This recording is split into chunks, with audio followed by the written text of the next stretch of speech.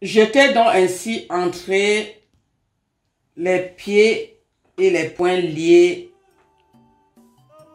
dans un mystérieux mariage pour lequel l'époux, une fois me passait la bague au doigt, les alliances achetées par moi bien entendu, puisque c'est moi qui fournissais tout.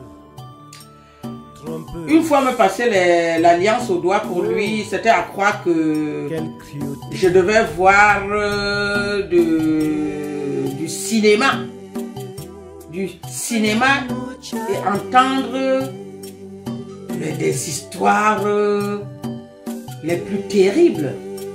Quand il me sort que le marabout lui ait dit d'asperger cette poudre bizarre dans ma maison une fois arrivé en France et de faire ingurger une bonne partie à mes enfants. Aïe! Pour la première fois depuis 2 ans que je supporte cet homme-là, pour la première fois, je me suis vue en train de le parler en haussant le ton. Je lui dis, mais qu'est-ce que tu me dis là comme ça? Il a répété. Je dis, mais vous n'êtes pas une famille chrétienne que je sache. Il me dit, et alors, tu ne connais pas la réalité de ce pays? Ah oui, ça se voit que tu ne connais pas, que tu vis en Europe depuis très longtemps. Je t'informe qu'ici au pays, on va à la messe le dimanche et on va chez son marabout le lundi. La preuve, voilà ce qu'il vient de découvrir, que le successeur de ton père veut tuer tous tes enfants. Et il te donne de quoi les protéger avec. Au secours! Mon Dieu, viens-moi au secours. C'est pas possible. Ce mariage, j'étais toujours prié. Cette rencontre, j'ai tout mis entre tes mains précieuses. Et j'ai même un projet d'arriver en Europe et d'organiser mon mariage sacrément de mariage religieuse.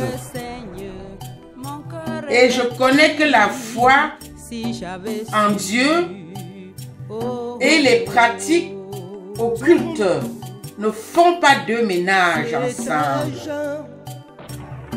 Qu'est-ce que mon homme est en train de me dire là comme ça? Une poudre bizarre que je vais devoir voyager avec en France. Je vis en France depuis plus de 20 ans. Le successeur de mon père est au trône depuis plus de presque 30 ans. Puisque une fois que papa est décédé, même pas 2 ans après, je suis aussi allé en France.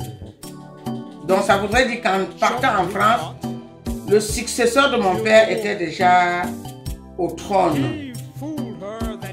Et comme la plupart des gens le savent, le successeur de mon père est là pour jouer le rôle que devait jouer mon père s'il était encore de son vivant. Donc on a choisi le successeur, on lui est mis pour se substituer à notre papa. Et voilà que mon époux m'informe que le successeur de mon père, qui représente mon père, veut tuer tous mes enfants. Il a bien précisé tous mes enfants, à condition que je leur donne cette poudre qui me paraît bizarre. Tout de suite comme ça, de par ma spontanéité, je lui dis, dans ce cas, comme nous sommes en train de nous rendre au village, je dois lui poser la question. Il m'arrête en disant, surtout pas, car lorsqu'on entend ce genre de révélation, Non seulement tu lui feras pas savoir, mais en plus de ça, tu vas te taire et tu vas seulement prendre tes dispositions pour qu'il ne réussisse pas son coup. Et je vous assure que j'étais confuse. J'étais tellement confuse que lorsque nous sommes enfin arrivés à mon village, mon cher village Bamougoum, dans le quartier Matto, et que mes mamans, mon papa, l'héritier de mon papa, est considéré comme mon papa, il s'était décarcassé puisqu'il attendait notre arrivée. Ils avaient préparé la nourriture, pilé le taro qui est un plat honorable dans le village Bamileke. Ils avaient préparé les mets, le condré, tout était là pour nous attendre.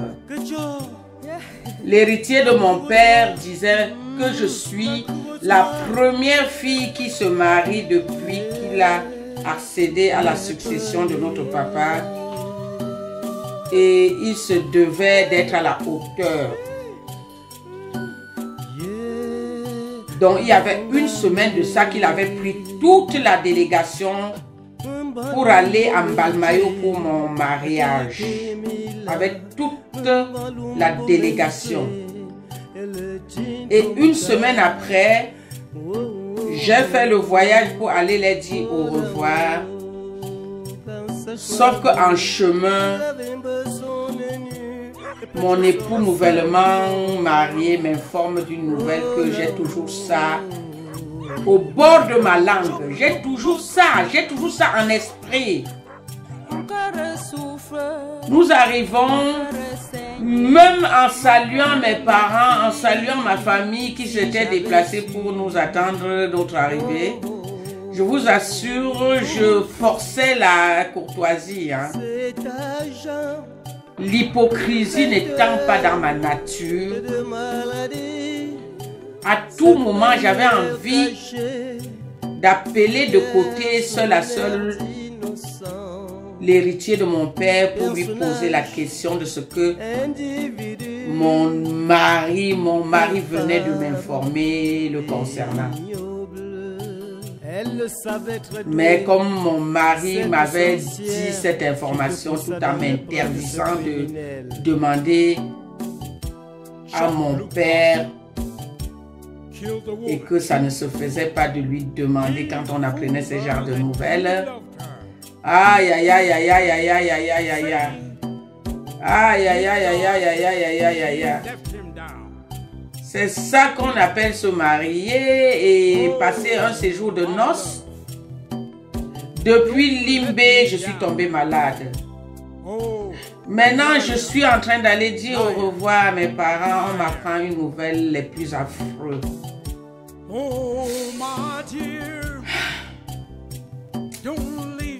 J'ai encaissé. Et comme j'avais loué un taxi aller et retour, nous sommes retournés et avons regagné Mbalmayo ce même soir à la tombée de la nuit. N'est pas de l'or. Parfois, les personnes les plus cruelles. Et je crois 2 ou 3 jours après, j'ai voyagé pour la France. Oh, quelle cruauté! Mon époux qui ne m'offrait jamais rien, ni à moi, ni à mes enfants. Les cadeaux qu'on avait donnés pour notre mariage, du moins les gens de son entourage, ils avaient donné les vaisselles, les choses que moi, chez moi, en France, je les ai déjà. Il s'est précipité de les confisquer. Le soir du mariage, ma cousine qui avait fait le déplacement pour m'assister, elle a remarqué une causerie un peu suspecte entre mon époux et un de ses amis. Et ensuite de ça, ils ont dérobé mes premiers billets d'argent en euros. 2 billets de 500 euros. 2 billets de 500 euros qui étaient dans mon sac à main. Ma cousine avait été convaincue que l'ami de mon époux a dérobé sur le conseil de mon époux. Ma soeur me chuchote au creux de l'oreille que je les ai vus chuchoter là d'une façon suspecte. Et à partir de leur chuchotement, son ami m'espionnait pour voir à quel moment j'allais m'absenter de la chambre. Jusqu'à ce que quand je reviens, je lui vois aussi en même temps en train de sortir de la chambre. Et te voilà qui cherche 1000 euros sans voir. Yeah! Non, ça faisait trop.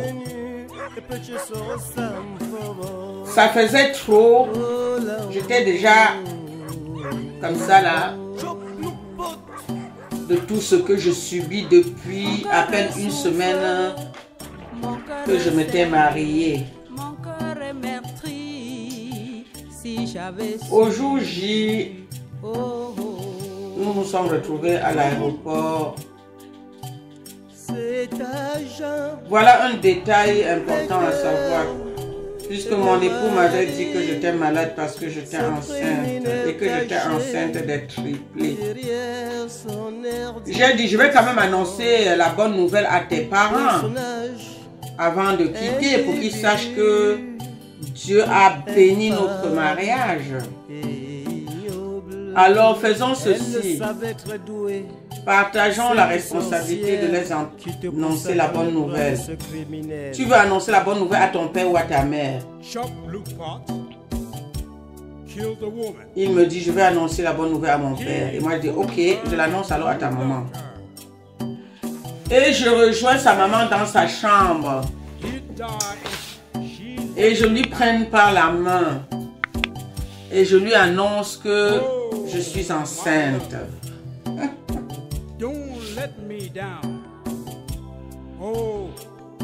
Étant les gens qui n'avaient que Dieu par-ci, Dieu par-là dans leur bouche, tout ce qu'elle pouvait me dire était que la volonté de Dieu soit faite.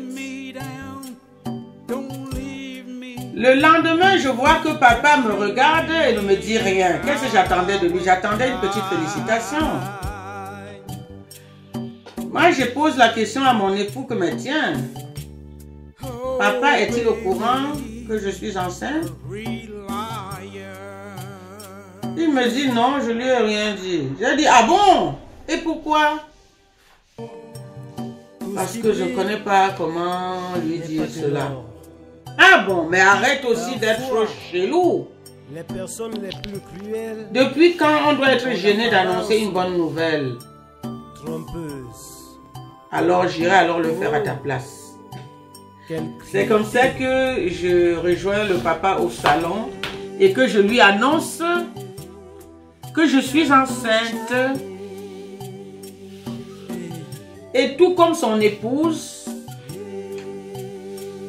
il remet tout au compte de Dieu le voulant, Dieu le voulant, Dieu le voulant, Dieu le voulant.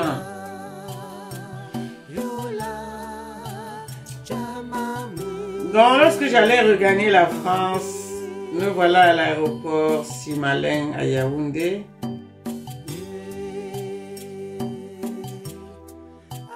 Et mes bagages sont en train de se peser.